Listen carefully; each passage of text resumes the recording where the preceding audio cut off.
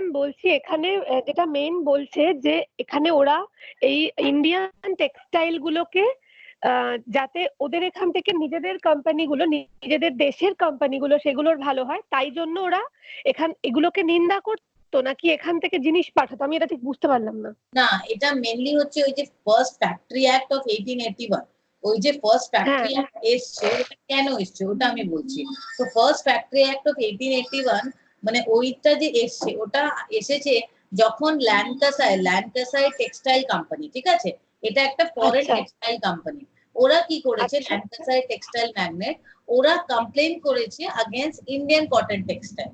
কেন কমপ্লেন করেছে ওরা? বিকজ ইন্ডিয়ান কটন টেক্সটাইলে যারা লেবার্স ছিল ওরা খুব সস্তায় labours get cheap and labours they working at a very low cost. तो एबार Indian no doubt Indian cotton textile है, तो यहाँ पे तो प्रोडक्शन सस्ता होगा और अच्छा भी होगा, क्योंकि ये तो हमारा अपना होम बेस है ना, हमारा अपना कंपनी है, अपना है सब कुछ, ठीक है।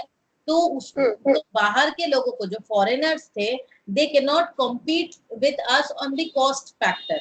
कॉस्ट फ्रंट में they were not able to compete with us, तो उन लोग कॉस्टिंग में तो कम्पीट नहीं कर सकते थे, कॉस्ट एंड क्वालिटी में। इसीलिए उन लोग क्या किए, उन लोग कंप्लेन कर रहे that the Indian textile companies are employing very low cost labours, मतलब लेबर्स को अच्छे से सुविधा नहीं दी जाती। द मेन थिंग उन लोगों ने ये कॉन्सेप्ट देकर कंप्लेन किया कि यहाँ पर लेबर एक्सप्लॉयटेशन हो रहा है। लेबर एक्सप्लॉयटेशन इन लोगों को भी करना था, बट इंडियन फैक्ट्री के अगेंस्ट कंप्लेन किया गया that they are exploiting labour. तो इससे क्या हुआ, इंडियन लेबर जो इंडियन टेक्सटाइल कंपनीज जो थी, वहां पे वर्किंग आवर्स जो है वो लिमिटेड हो गया, 8 आवर्स 10 आवर्स। एक तो वर्किंग आवर का एक तो फिक्स टाइम हो गया ना, पहले तो वर्किंग आवर का कोई टाइमिंग नहीं था, 10 घंटा 12 घंटा कितना चाहे उतना काम करो। But after this means implementation of this first Factory Act of 1881, there was a limitation of the time कि भाई टाइम लिमिट इतना हो गया, 8 आवर्स या 10 आवर्स, एक फिक्स टाइमिंग हो गई। तो इसके कारण क्या हुआ, इंडियन टेक्सटाइल का भी कॉस्ट ऑफ प्रोडक्शन इंक्रीज हो गया।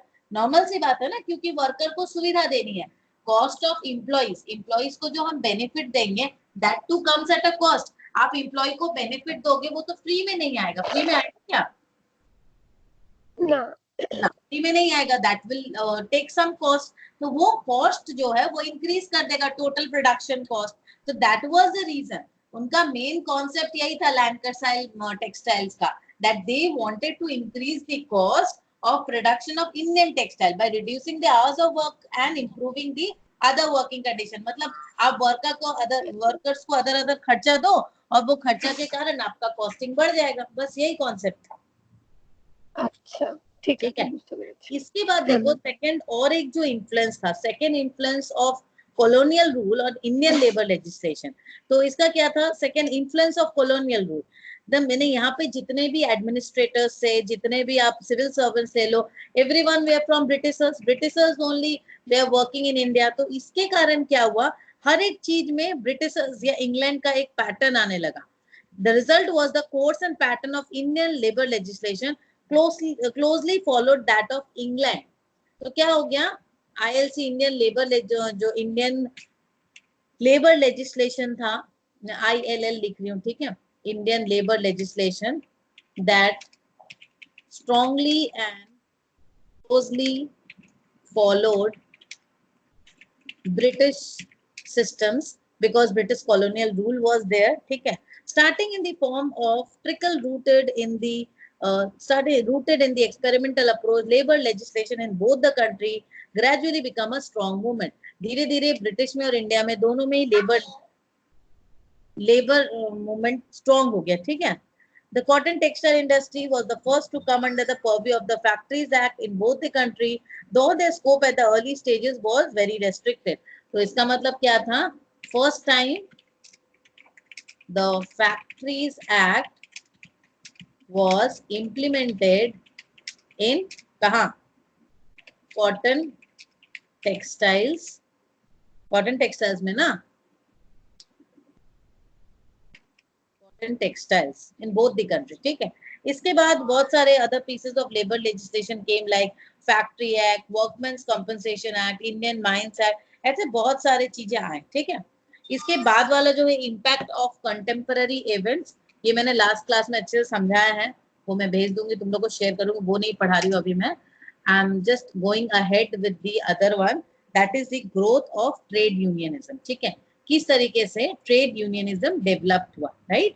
Now the trade union movement, which itself springs from industrial revolution, has been another factor which has quickened the growth of labor legislation.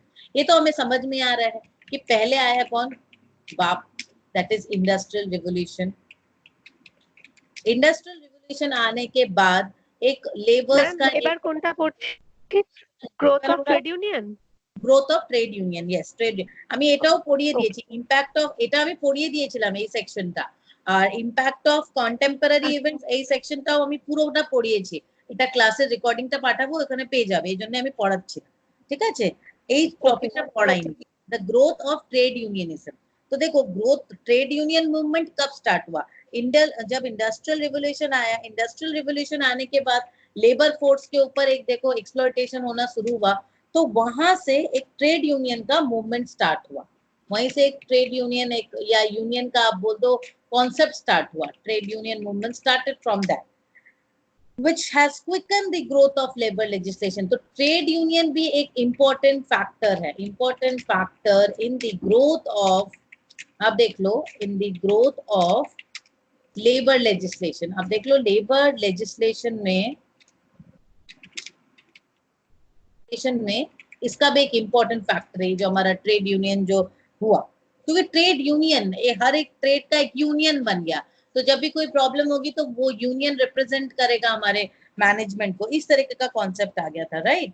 On the one hand there demands for protection of the interest of the working class led to legislation in the field of wages, hours of work, workmen, women's compensation, social security and other area.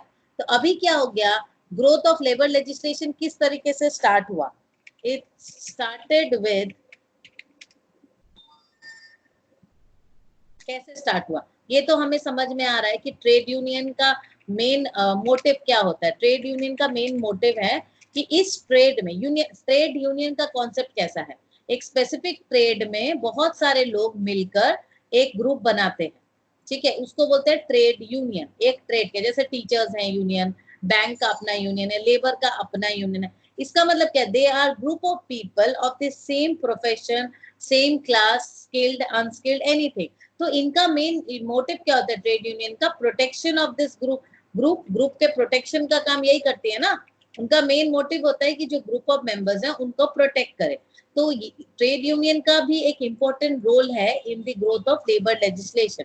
तो it started with what, it started with the demands for protection, उनका main concept ही था protection of the interest of the workers, ये main concept था, right. अभी interest of the workers में क्या आता है, हम लोग तो यही जानते हैं ना, पहले आता है वेज, ये हर कोई को पता है वेज, फिर आता है वर्किंग आवर्स, फिर आता है आपका social security measures like PF, ESIC, तो सोशल सिक्योरिटी मेजर्स आ गए आपके, सोशल सिक्योरिटी मेजर्स आ गए, उसके बाद other areas like women's compensation,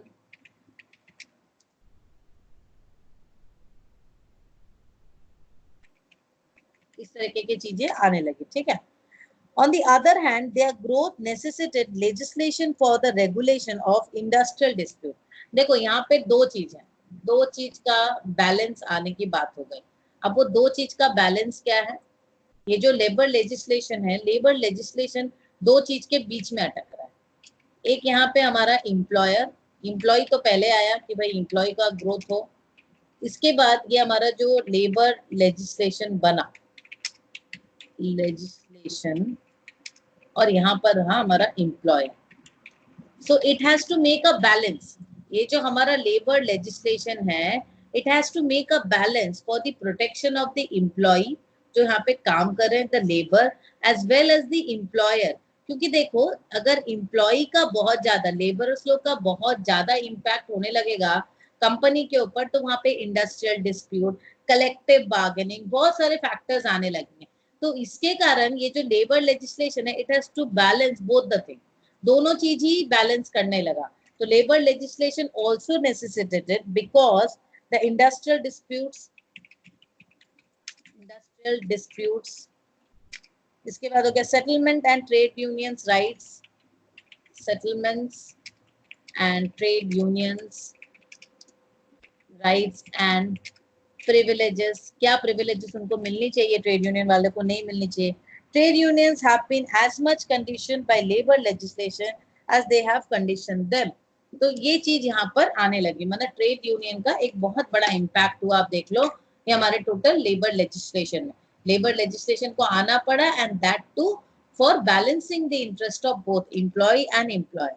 अभी देखो political freedom, end of colonial rule and extension of adult franchise. अभी धीरे धीरे ये वाला टॉपिक में क्या दिया हुआ है देखो, gradual extension and adoption of universal adult suffrage placed in the hands of the working class, a powerful instrument to influence the cause of state policy. इसका मतलब पहले जो कॉलोनियल रूल था वो धीरे धीरे खत्म हो गया, पॉलिटिकल एक फ्रीडम आई, हमारी कंट्री में पॉलिटिकल फ्रीडम आई. तो जब पॉलिटिकल फ्रीडम आई तो working class become an important section in the society. Their representatives started espousing the cause of labor and getting progressive legislation passed. तो धीरे धीरे क्या हो गया, प्रोग्रेसिव लेजिस्लेशन आने लगा. Progressive legislation started only after, progressive legislation only after political, आप देख लो, या मैं एंड ऑफ कॉलोनियल रूल बोल रही हूँ, ठीक है. ये जो एंड ऑफ कॉलोनियल रूल हुआ उसके बाद progressive legislation started. The workers used their political powers for betterment and amelioration of their lords.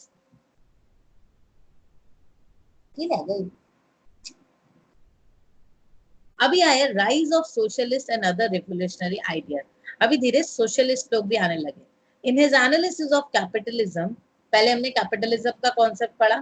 Capitalism revolves around the only profit, that is the profit motive. Profit motive main concern tha, right? In his analysis of capitalism, Marx showed that the exploitation of labor was inherent in the capitalist economic system. अब देखो marks ने दिखाया कि exploitation of labour कब होता है. Marks ने क्या बताया, ये चीज आप लोग समझो. मार्क्स, कार्ल मार्क्स, उन्होंने स्टडी किया कैपिटलिस्ट सोसाइटी को. तो ये कैपिटलिस्ट सोसाइटी जो कि टोटली प्रॉफिट मोटिव है, उसके कारण ही वर्कर लोग का इतना ज्यादा एक्सप्लॉयटेशन होना था. Therefore, he advocated the overthrow of capitalist system, the echo of the slogan, "The workers of the world unite.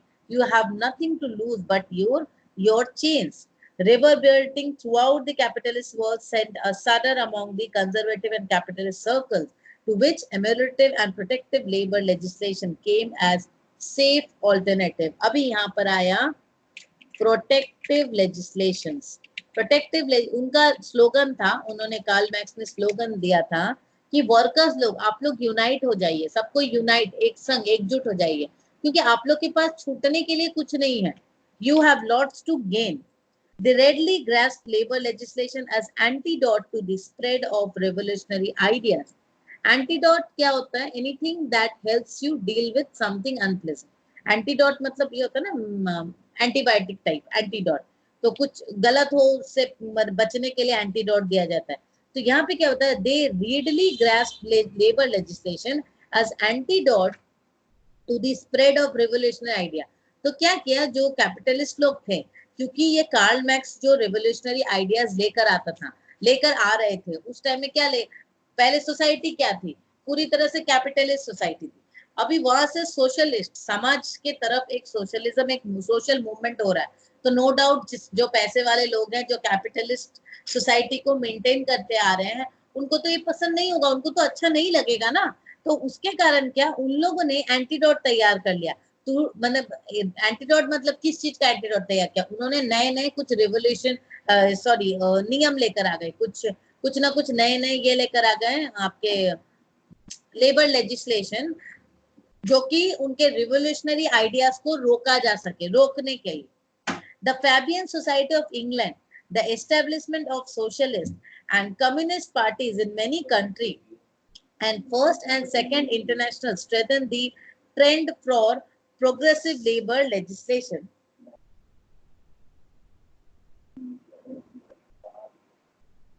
इसके बाद आया growth of humanitarian ideas and the concept of social welfare and social justice.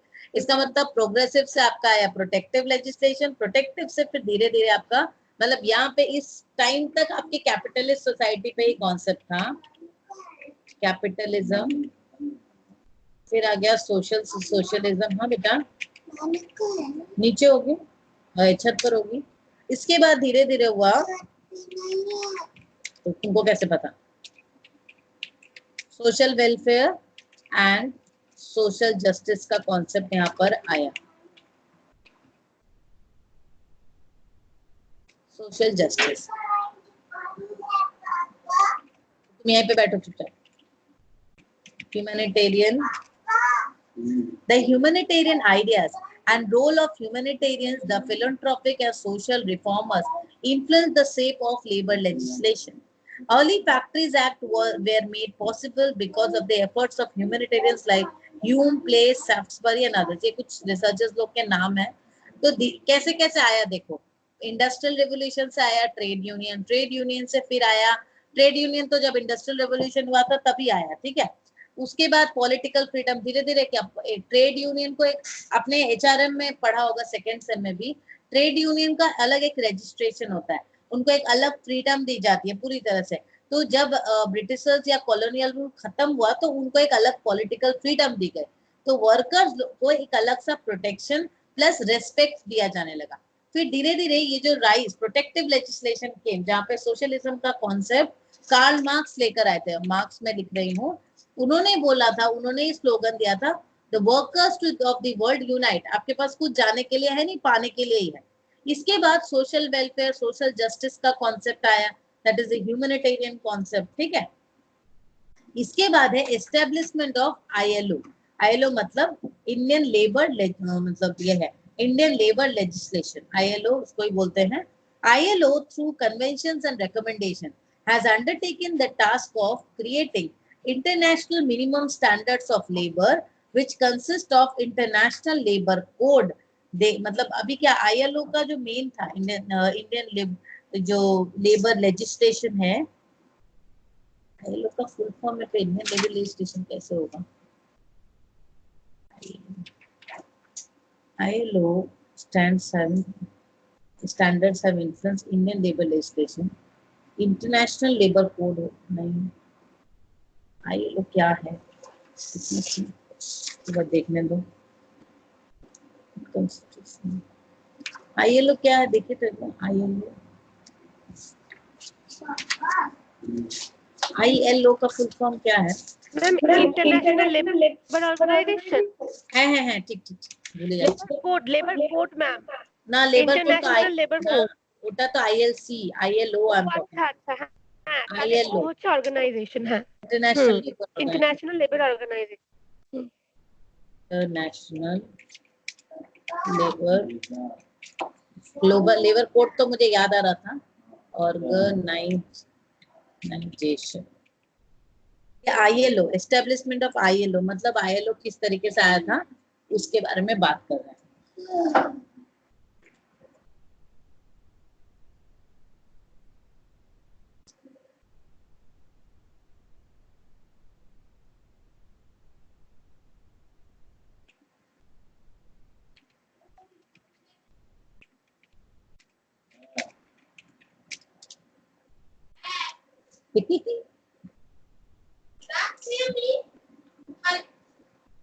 বললো উপরে কেউ নেই, সব ছেড়ে চলে গেছে আমাকে,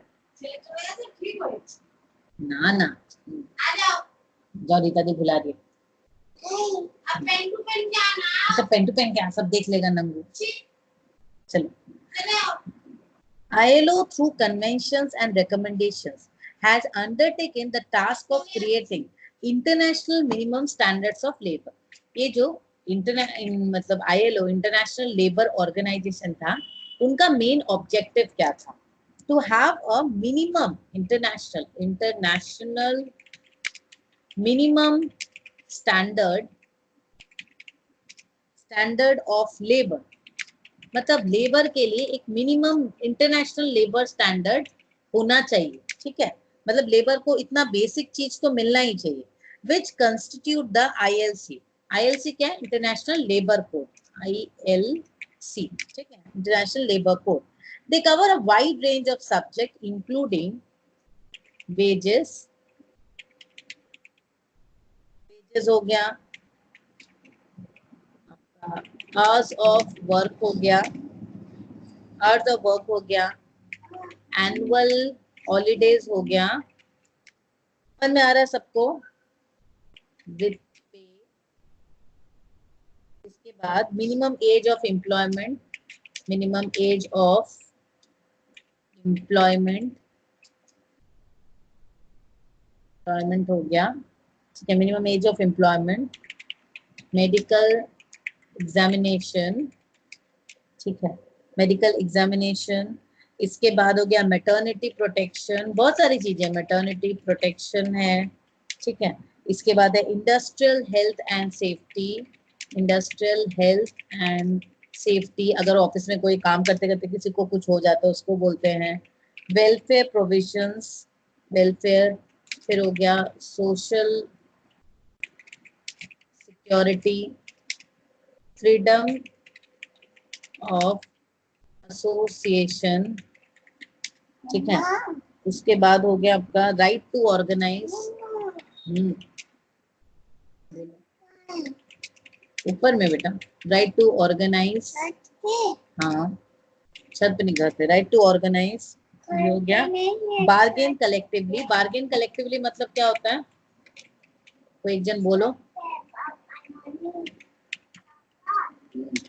বার্গেন কোয়ালিটি অনুযায়ী ও নিজে যতটা প্রডিউস করবে সেই পরিমাণ টাকা যেন পায়, এটা কি বার্গেনিং? বার্গেন কালেক্টিভলি, এখানে কালেক্টিভলি আমি বলছি,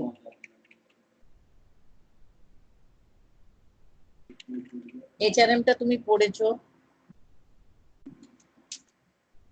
তুমি পড়েছো ম্যাডাম? হ্যাঁ ম্যাম। रिंकू तुम भी पढ़ी हो? रिंकू बोलो।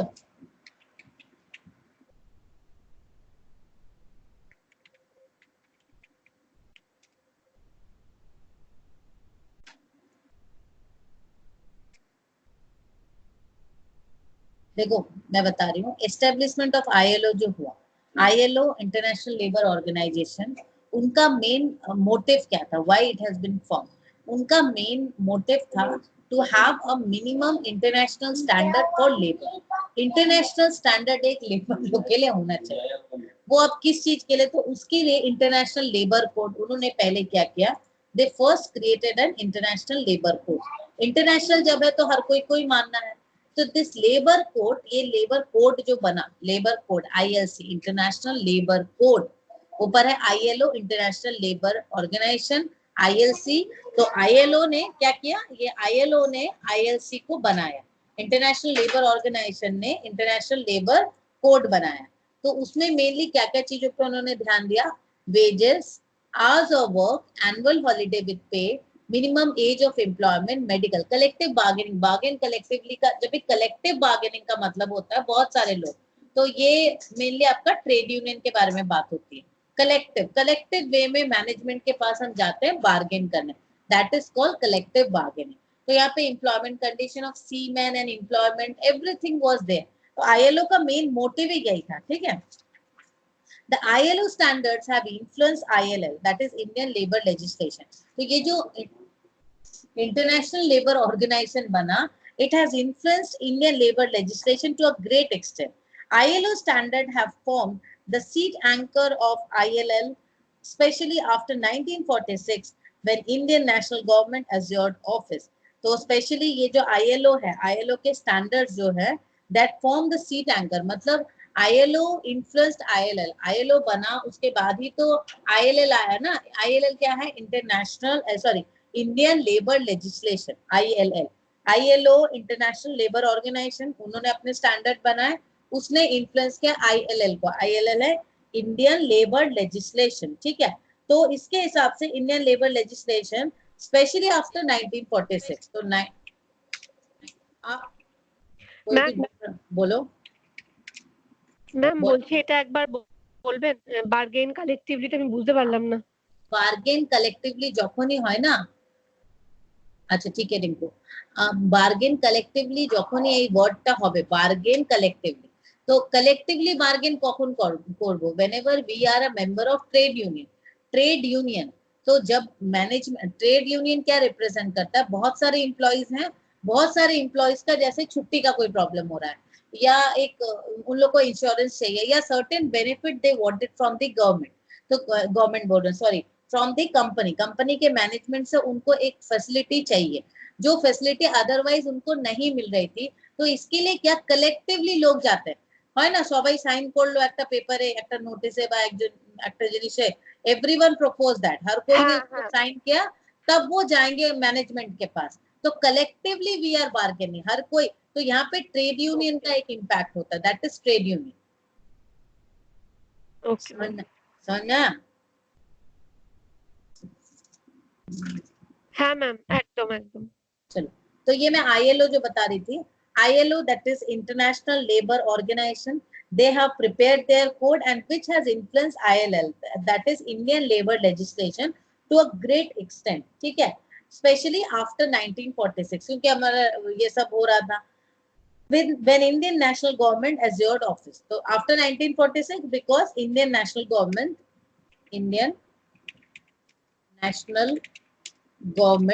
assured office, that is why, मतलब इंडियन नेशनल गवर्नमेंट फॉर्म हो रही थी ब्रिटिश कॉलोनियल रूल के बाद। The directive principles of state policy in articles, अब देखो ये इंपॉर्टेंट टॉपिक है, the directive principles of state policy in articles 39, 41, 42, 43 and 43A, ठीक है, ऑफ द कॉन्स्टिट्यूशन, ये हम लोग को नॉर्मल सी बात है, of the constitution, of the constitution lay down policy objective in the field of labor having close resemblance and influence to the ILO constitution and the Philadelphia Center Charter of 1944। मतलब ये जो हमारे directive principle of state policy आई थी इन articles 39, 41, 42, 43 and 43 of the constitution that closely resembles the ILO constitution, मतलब हमारा जो ILO इंटरनेशनल लेबर ऑर्गेनाइजेशन जो कॉन्स्टिट्यूशन बनाया था सेम वही हमारे यहाँ पर कॉपी किया गया था। ऐसे भी तुम जब हिस्ट्री पढ़ोगी यू विल फाइंड कि हमारा जो इंडियन कॉन्स्टिट्यूशन है दैट इज द बिगेस्ट, मतलब सबसे बड़ा है, ठीक है। वो बड़ा क्यों है, क्योंकि वो सबके कॉन्स्टिट्यूशन से मिक्स किया हुआ है। तो यहाँ पर ये जो लॉ, लेबर लॉ वगैरह का जो कॉन्सेप्ट था, ये फिलाडेल्फिया चार्टर एक हुआ था, वहां से चार्टर ऑफ 1944 वहां से कॉपी किया गया था, और आपका ये इंटरनेशनल लेबर ऑर्गेनाइजेशन ने, thus both the ILO and has directly and indirectly has a great influence on Indian labor scene and labor legislation। तो अब देखो ILO का बहुत इंपॉर्टेंट रोल है, ठीक है। Most of the early labour legislation came into being because of the pressure from the, देखो हमारा कॉलोनियल रूल का एक बहुत इंपॉर्टेंट एक तो प्रेशर रहा है, वो हम लोग को पता ही है कि बहुत प्रेशर हमारा कॉलोनियल रूल का रहा है।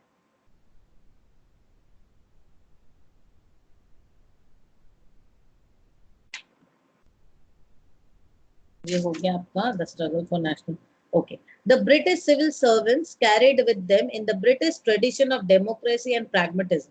The Workmen Compensation Act 1923, Indian Trade Union Act, मतलब ये क्या बता रहा है, ब्रिटिश के सिविल सर्वेंट्स थे तो उन्होंने अपने ब्रिटिशर्स की जो अपने लीगेसी है, जो उनके अपने नियम है, उसका झलक तुम लोग को देखने मिलेगा दिस वर्कमेंस कंपनसेशन एक्ट 1923 में, इंडियन ट्रेड यूनियन एक्ट, उस चीज में। आज यहाँ तक रहने दो, ये एस्टेब्लिशमेंट ऑफ ILO तक, ठीक है। इसके आगे नेक्स्ट क्लास में हम लोग पढ़ेंगे।